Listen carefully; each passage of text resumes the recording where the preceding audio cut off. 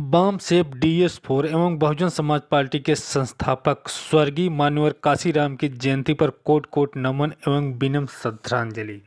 15 मार्च 1934 को पंजाब के रोपड़ जिले के खासमपुर गांव में दलित समुदाय के परिवार में जन्मे मान्यवर काशीराम। इनके माता पिता का नाम किशन कौर हरि सिंह। इन्होंने रोपड़ राजकीय कॉलेज पंजाब यूनिवर्सिटी से स्नातक किया। नौकरी के दौरान इन्होंने जातिगत भेदभाव से आहत होकर डॉक्टर भीमराव अंबेडकर, ज्योतिबा राव फूले, पेरियार के दर्शन को गहनता से पढ़कर दलितों और एकजुट करने में जुट गए। पंजाब की एक चर्चित विधायक की बेटी का रिश्ता आया, लेकिन दलित आंदोलन के हित में उसे ठुकरा दिया। बौद्धिस्ट रिसर्च सेंटर की स्थापना की। काशीराम जी की पहली ऐतिहासिक किताब द चमचा एज अंग्रेजी 24 दिसंबर 1982 को प्रकाशित हुआ। वे बैंक टू सोसाइटी के सिद्धांत के तहत दलित कर्मचारियों को अपने वेतन का 10वां हिस्सा समाज को लौटाने का आह्वान किया। सबसे पहले बाबा साहेब द्वारा स्थापित party Republic party of India के सक्रिय सदस्य बने। 1971 में पूना में RPI और कांग्रेस के बीच गैर बराबरी के समझौतों और नेताओं के आपसी कलह से आहत होकर पार्टी से इस्तीफा दिया। 1964 में 6 दिसंबर को वाम सेव की स्थापना की, विधिवत गठन किया। काशीराम का मानना है कि आरक्षण का लाभ लेकर सरकारी नौकरी में पहुंचे वर्ग ही शोषितों का थिंक इम्पॉर्ट और कैपिटल बैंक यही कर्मचारी तबका है। दलितों की राजनीतिक ताकत तैयार करने में वाम सेव काफ़ी मददगार साबित हुआ। दलितों को एकजुट करने और राजनीतिक ताकत बनाने का अभियान 1970 के दशक में शुरू हुआ। दलित शोषित समाज संघर्ष समिति DS4 बनाकर दलित, पिछड़े और अल्पसंख्यक समुदायों को जोड़ने के लिए उन्होंने DS4 का गठन किया। इसकी स्थापना 6 दिसंबर 1981 को की गई। DS4 के जरिए सामाजिक आर्थिक बराबरी का आंदोलन आम झुग्गी झोपड़ी तक पहुंचाने में काफ़ी मदद मिली। इसको सुचारू रूप से चलाने के लिए महिला और छात्र विंग में भी बांटा गया। जाति के आधार पर उत्पीड़न, गैर बराबरी जैसे सामाजिक मुद्दों को लोगों के बीच जागरूकता और बुराइयों के खिलाफ आंदोलन करना DS4 के एजेंडे में रहे। DS4 के जरिए ही देश भर में साइकिल रैली निकाली गई। इसके बाद काशीराम ने बहुजन समाज पार्टी 14 अप्रैल 1984 को बनाया। सत्ता हासिल करने के लिए बनाया गया राजनीतिक संगठन।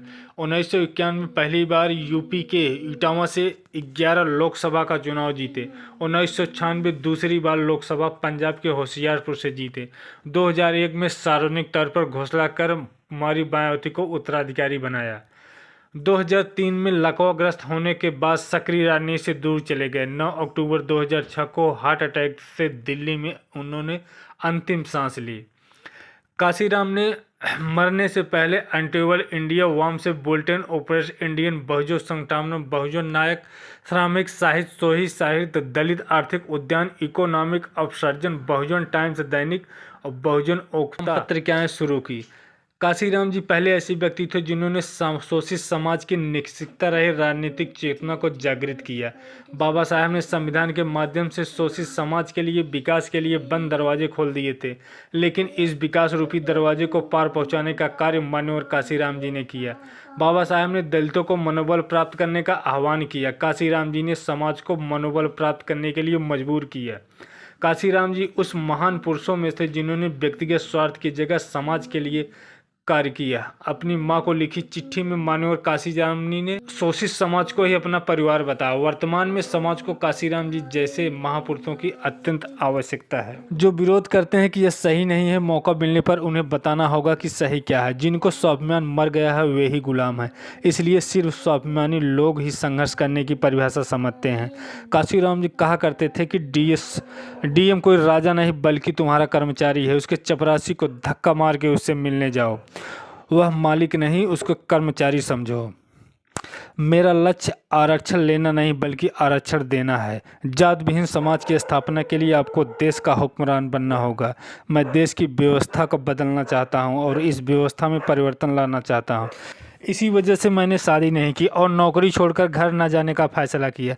काशीराम कहते थे कि न्याय चाहिए तो शासक बनो। जिस कौम को मुफ्त में खाने की आदत हो वह कभी क्रांति नहीं कर सकता, और जो कौम क्रांति नहीं कर सकती वह कभी शासक नहीं बन सकती। जो शासक नहीं बन सकती उनकी बहन बेटी सुरक्षित नहीं होती और उन्हें न्याय कभी नहीं मिलता।